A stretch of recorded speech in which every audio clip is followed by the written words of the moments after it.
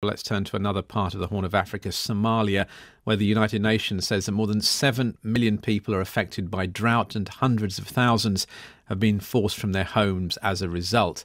They've joined the 3 million already internally displaced by conflict and flooding, most of whom end up in camps in towns and cities. Well, I've been hearing more about the food challenges facing people now in Somalia from Hodan Abdullahi Mohamed. She is with the non-governmental agency Action Against Hunger in the capital, Mogadishu.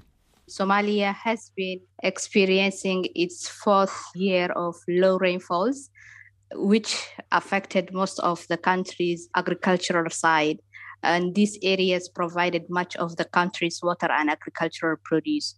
These low rainfalls during the growing season led to crop profiles with fewer crops and livestock at the market. So the country currently relied more on the imported food items. And when you say imported food items, a lot or most of the wheat, for example, comes from Ukraine and Russia, doesn't it? Yes. So with the war and with the problem of getting grain out of that part of the world, that has had an extra impact, presumably. Yeah, actually, that had the extra impact. Firstly, it was the drought that the people were dealing with. Now it comes to the Ukraine and Russia war, which inflected the food prices.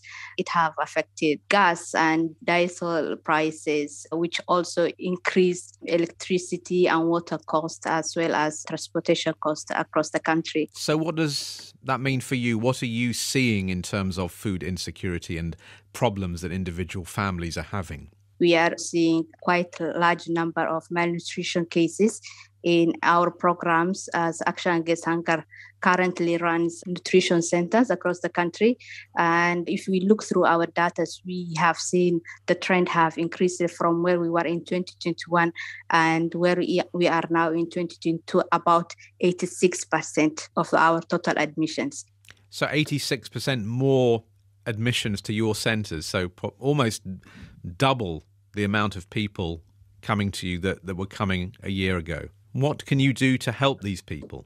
We are currently working in scaling up, providing a life-saving assistance to these vulnerable communities, whether we provide cash assistance and fresh food vouchers, also doing water trackings in these locations to improve the water and sanitation. What about the government? Is it helping? It's more likely we rely on the international communities to pull out funding and support the people in need. The international communities, their attention is now on the Ukraine war, which has made us difficult to sustain these funding capabilities for the vulnerable communities. Like funding is less for the drought response more than it is targeting Ukraine war and Russia. Yeah. So the Ukraine war is having a double impact. It's taking away international attention and funds, but it's also creating more problems for people in Somalia in terms of getting hold of the food they need.